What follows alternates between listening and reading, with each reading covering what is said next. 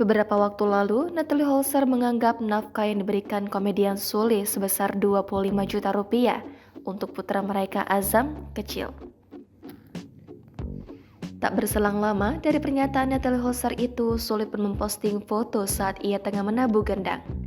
Sule mengenang perjuangannya mencari uang untuk membeli susu Rizky Febian. Sontak saja banyak yang menuding bahwa postingan itu untuk menyindir Natalie Holzer.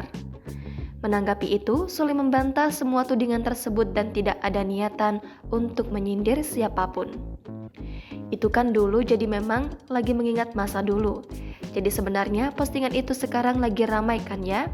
Saya dibilang nyindir padahal mah tidak. Jelas Sule di Trans TV, Mampang Perapatan pada Rabu 19 Juli hari ini.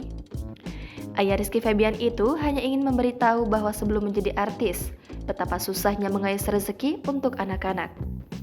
Jadi sebenarnya itu kan memang dikirimin fotonya ya, terus jadi ingat lagi, ya berkaca-kaca dong pastinya, kata Sule.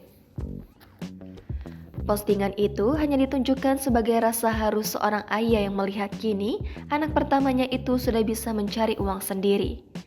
Dulu merasakan susahnya mencari uang demi susu anak, sekarang anaknya alhamdulillah sudah bisa mencari uang sendiri, pungkas Sule. Jangan lupa subscribe, share, komen, dan like ya.